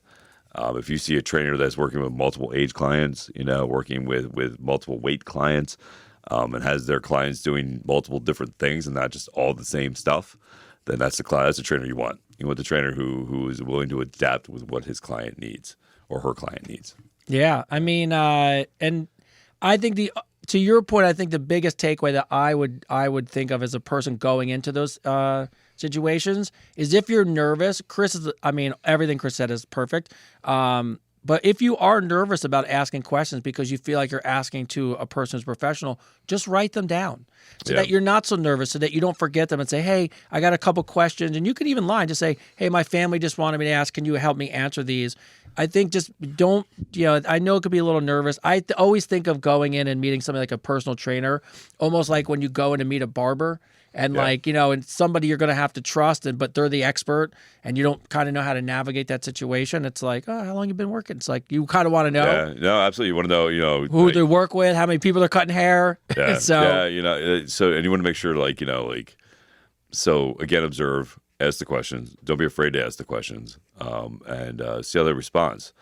I've had clients of mine that ask me uncomfortable situation questions. You know what I mean? Yeah. Like they try to press my buttons to see if I know what I'm talking about. Yeah. And I've been doing this for a long time, so I'm always able to respond very well to what they need. And again, you know what you want to. So when you observe your trainer, like you observe your people at the gym, if you see them wandering around like they don't know what they're going to do next, it's not the trainer. Not the trainer. It's not the trainer you want. No. All right. Yeah. All right, we're going to ask another question. And once we ask this one, we'll look at some of these live feeds and see if we can grab some questions from our live audience. So if you're live with us and you can think of a question, start typing it in the chat so we can kind of roll. Everything over on Instagram's is in Arabic or is it a different language? It's a totally different language. I don't know what it's in. Or maybe it's just maybe that's Scripts, your new following. All right, so Natalie from Sacramento, California. My son finally caught me smoking pot. Oh, she's in California. That's pretty funny. My son caught me smoking pot. That's funny. It's usually the other way around. I caught my son smoking pot. That's funny. My son is Natalie from Sacramento, California. My son finally caught me smoking pot. He is 17, and we live in California, so I'm guessing it was probably about time. Have you ever been caught as a parent doing something that you wanted to hide from your kids? Sex. Oh, really? Yeah. The 25-year-old, I'm guessing? Or No. You're like, oh, I was just exercising. Was it a very awkward? Yeah, it was very awkward. It wasn't very cool. I mean, I don't know. I mean, it's just one of those things. Freaking, you know what I mean? Like, it's just one of those things that happens. You know what I mean? Like, I don't know. Well, like I would just say, Natalie, if you live in California and your kid's 17, and that state's had legal marijuana for, forever, I don't think it's all that crazy. Your kid's probably known for a long time, is my guess, and I probably wouldn't be too worried about it. But I guess you might as well have the conversation about it if they caught you. Yeah. So, I mean, that's really all I could think of. I mean, Tell me why. Oops, sorry. that's her. Tell me why. Yeah, the best part about that girl right there is that's a fake accent. She's faking it the whole time. I told you about one of these podcasts we're on. I think the guy Shaggy, his real voice has no accent. Yeah, has no accent to it. But he did it for years. Yeah, I can see you want to chime in, but don't. Here's my advice to you: if you're a kid and you catch your parents doing something they shouldn't, just pretend you didn't see it. Just leave it alone. No, if you're a kid and you catch your parents doing it, don't pretend you didn't see it. Just leave it alone. Yeah, just leave it alone. I caught my parents having sex once. It was so traumatic. And then it's a funny story behind that. So I caught my parents having sex, very traumatic. Okay. You know what I mean? Like they didn't know I caught them. But I caught the sounds and everything else, and I was like, oh my God, and I ran into my room. And then years later, I'm talking like years later, I was like 27 or 28. I just went custody of my oldest son, and I had to move back home for a little bit to get my finances straight. Yeah. And I was my section of my side of the house was separate, but there was still like, a hallway that connected, right? Okay. And I came down in the morning. I had this girl over. I give her a kiss, goodbye, and whatever. And we're on the outside. I have my own entrance and everything else. She leaves. I go in the other side where the kitchen's at, where my parents are at. And my mom's sitting there, and she's like, thank you, Christopher. I'm like, for what? She goes, well, I sent Dennis downstairs to get, your dad to get water, and he came back up with no water. And I was like, okay, what's that going to do with me? She goes, because all I heard was, oh, Chris. Right. And I go, really? And she goes, yeah. And she's like, that's fucked up, Chris. Like, she's like, that's messed up. I was like, really? I was like, I remember being like, 11 or 12 and catching you and Dad. And I'm still traumatized. I'm still remember the time. I'm still traumatized. So you know what? You can just deal with that. My dad was both traumatized. My dad was the worst because my parents would have sex and then not even with no care in the fucking world. My dad would walk around. He'd be whatever time it was. I don't remember. Swinging, huh? Just naked, swinging, walking through the hallway to the kitchen, get some a drink, out the stairs, That's and so like funny. you're just like Now I look back on it, Yeah. fucked up, Pops. Yeah, Fucked up. yeah. All right. And by the way, to funny. take a minute, my mother-in-law is on. Shout out Sandy, who figured out how to join. And my mother-in-law are on. So Your mother-in-law. Let's yeah, they're get the whole waiting. family here. I'm not going to talk about the family now that you guys are on. But do we have any TikTok? Oh, do you have TikTok? Oh yeah, you have I it do over have there. TikTok, yeah. Has anybody got a question from TikTok while I pull up the next one? By the way, shout out Jill. Hello, over Jill's there. been watching Instagram? us. Hope you got your miles in today. South Dakota's calling in. How you doing, South Dakota? Oh, shout I out was in South South Dakota. Where the hell was that? I was in South Dakota somewhere. Yeah. Mother-in-law. I sent a lot of questions. Oh, who was I it? don't know. I don't know. All right. There he goes. You've traveled quite a bit. While we're looking for another one. Alejandro from Lisbon, Portugal writes in. Portugal. What's up, Portugal? Going across the pond here, well, across the ocean. What's the strangest thing you've eaten while traveling? I myself hate fish and chips, and I definitely did not like cooked bugs, which I'm guessing is probably crickets. Yeah. Well, you would hope. They have tarantulas. too. Tarantulas is And the other one, right? They have hissing cockroaches. Could you eat any of that stuff? Yeah. So it was all right. So I got a good story. I'll make it quick. My oldest son, I was trying to convince him to eat food besides McDonald's and pizza and pasta and all that stuff, And so I got him. I told him, I said, "Listen, man, food is one of those things in life that was given to us to try. It's like an art thing. Like you have to try it. You can't say you don't like it until you try it. Because it might be something amazing, right? Very valid point. And there's some really food out there that doesn't look very edible, but when you try it, you're like, wow, that was pretty amazing, right? Yeah.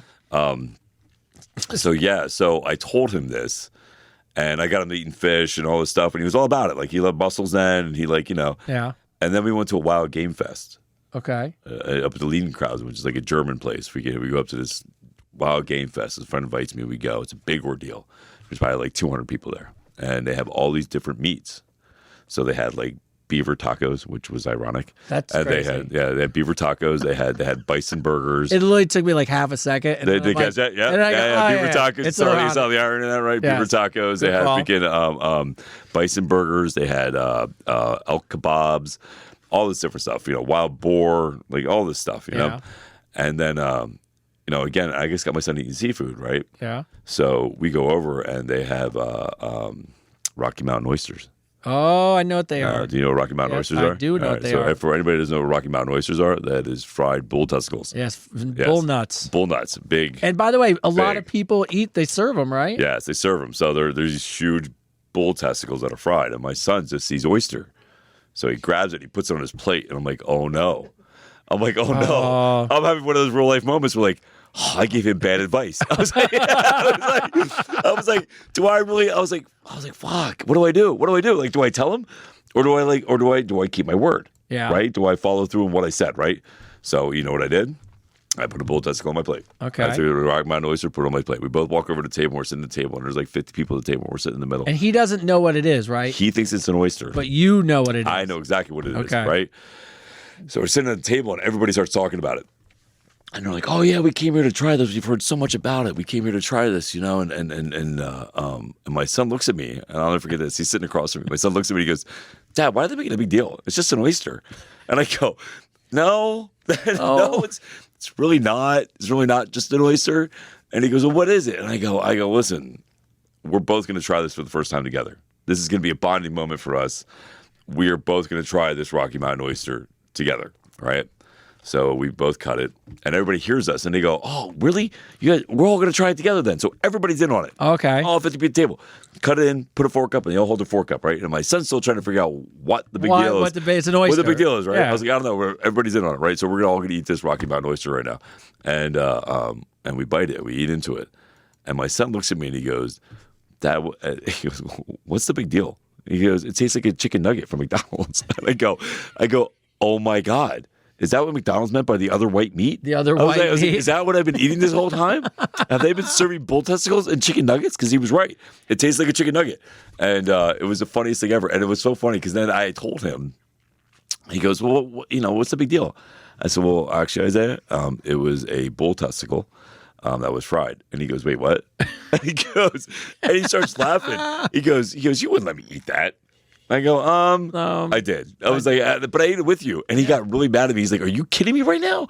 And I was like, well, I ate it with you. It was a bonding experience, Yes, bro. we made and I was it. like, right, we made it through. It tastes like a chicken nugget. We don't have to eat it anymore. And the best part is when you go off to college and people are like, oh, I bet you $50 you won't eat that. You're like, I already ate the worst thing I possibly could, right? Yeah. So you're going to eat it, right? So you win $50. So look at it that way. But yeah, that was a life lesson. That's great. It was so fun. I don't think I could. At this age, I think I've missed out on all those opportunities to sneak anything in. No, yeah. Now he's going to question. The only thing, the funny part was the only mistake I ever made in doing anything like that was I think I've had cricket protein powder, but I'll be honest with you, I mean it's shredded, so who cares? I've never really. Only thing I don't like is uni. I think uni is fucking disgusting. I don't think I've ever had any. Uni's don't ever eat it. It's the only sushi that it's sea urchin, and they cut it open and they just leave the jelly looking. Oh no, that's awful. okay. No, if you're disgusting. the texture thing bothers you, it would be awful. I know But, the texture thing. Yeah. I remember just wanting my son to eat different stuff, and now then at 10 he's eating sushi.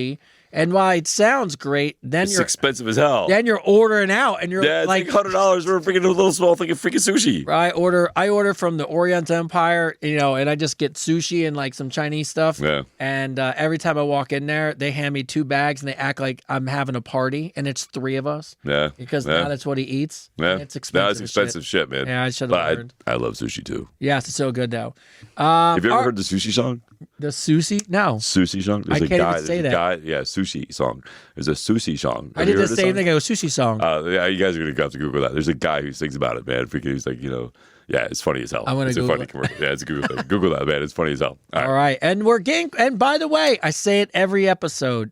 We're getting to the end. We're getting to the end already. I feel like we just started. I know. Yeah, I feel like hey, I feel like thanks to you guys, the questions, the participation makes it awesome. Yeah. Hey, we're getting a little better, Yeah. I hope you guys are enjoying the show. Please subscribe, follow, share. Subscribe, like, share. That'll be a big thing at the end. We'll remind you guys. All right. Alex from Chicago. I impulsively bought a motorcycle last weekend, and now I'm worried. Am I experiencing a midlife crisis? What are the signs of a midlife crisis, and how can you cope? Here's my question to that. I have a question for the question. Oh, nice. Did you get married? Did you have a baby by accident? No? Then you're good, bro. Buy as many motorcycles as you want. Now, who cares? Buy as many motorcycles, buy a car. Have you ever had any? I had a buddy.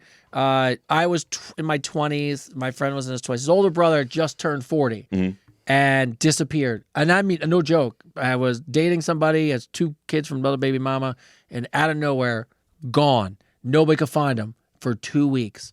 And this motherfucker That's came, amazing. And he came, and we, and you're like worried. Then you do call the cops, and then then we parent got a note that said that he's okay. Comes back with a new white Acura 2-door coupe, and he's like, he's like, I had a midlife crisis, I had to get away. I was like, That's so funny. what is going on?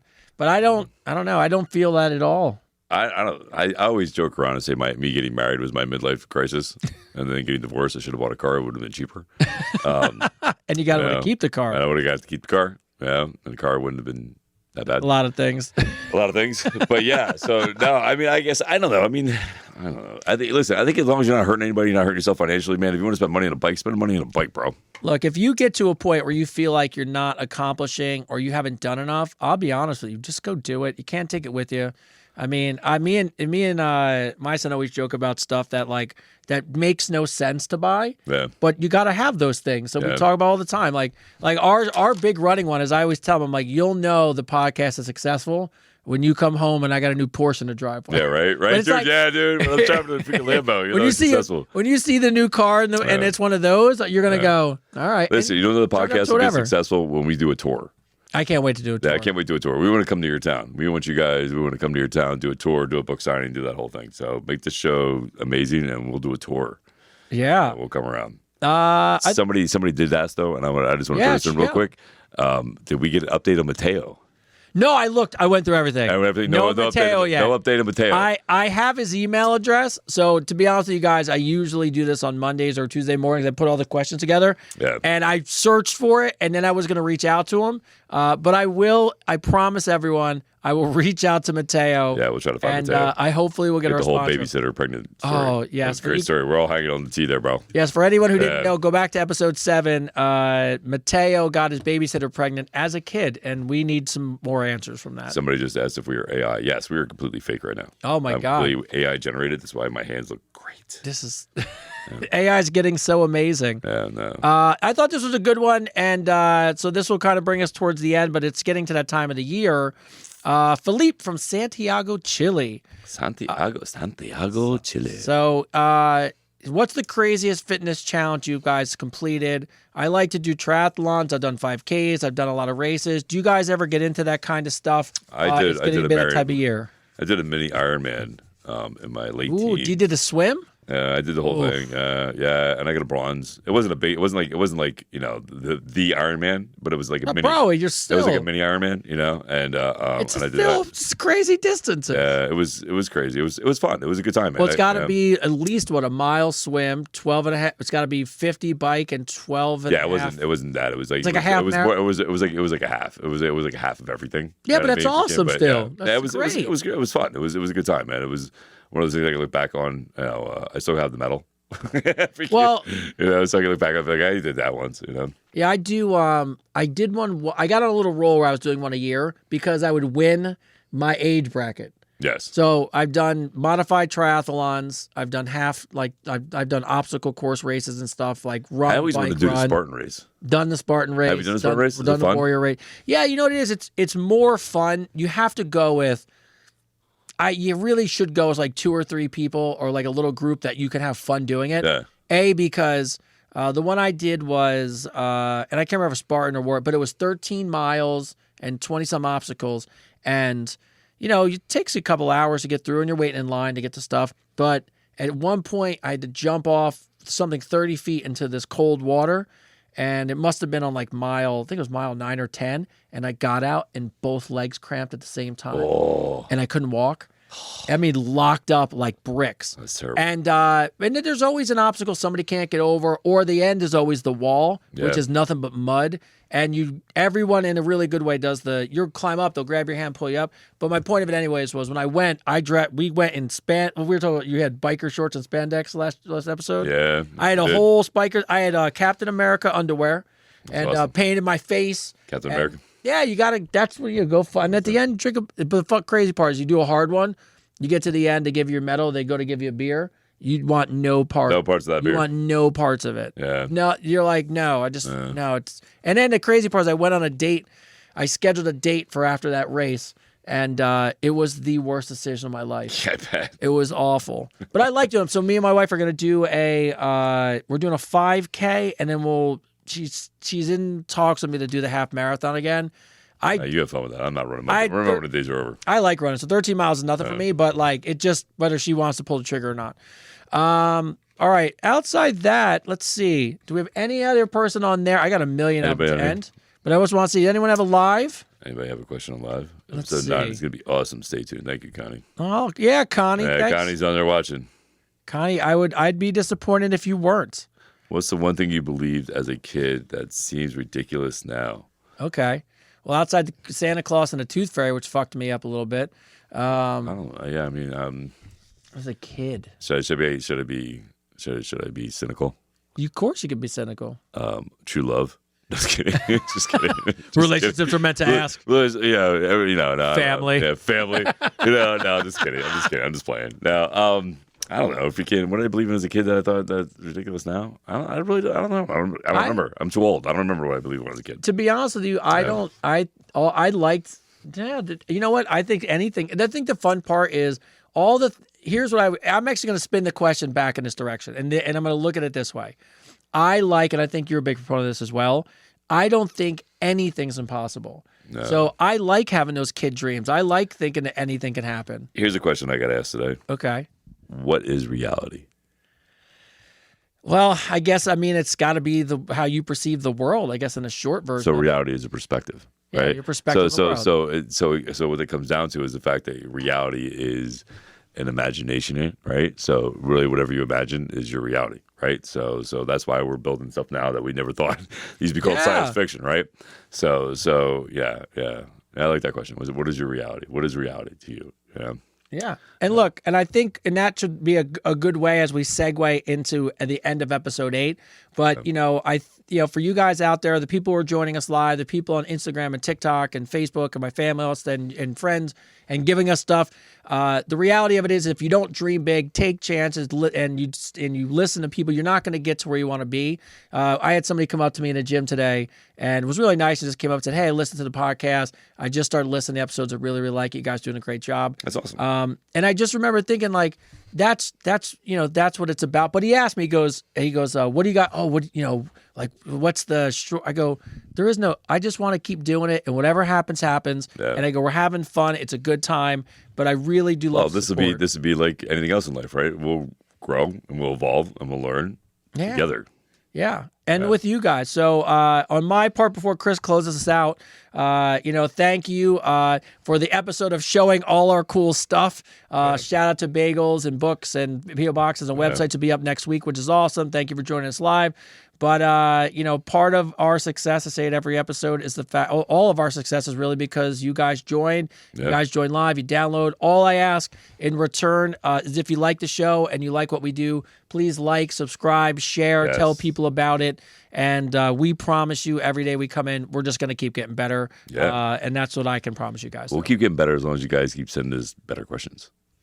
That's the key, right? Send us good questions. We'll have good answers. I mean, because we are Advice Unfiltered, right? Right? Absolutely, man. So listen, from here, Tony, you're good? Yep. All right. So from here, man, I just want to say, as always, man, we believe in you. We believe in the best in you. I want a big shout out to all you people on Instagram. I think I just hit 61,000 today in followers, which is awesome. So shout out to you guys for following me on Instagram. To you people on TikTok who have made my videos go viral. I think I have 3 videos right now that are just going crazy. Thank you. Same to Instagram. You guys make my videos go crazy. I think I have one that's over 3 million and one that's over 2 million. And so thank you guys, man, for all the love and support. I think it's amazing. I really do appreciate it all. And go to our site, go to Advice Unfiltered, subscribe, follow, share, like it. Because the more you like it, the more you share it, the more we'll be here, and the more we'll do this. And we want to do this. So for Tony Rodriguez, for Christopher David, this is Advice Unfiltered.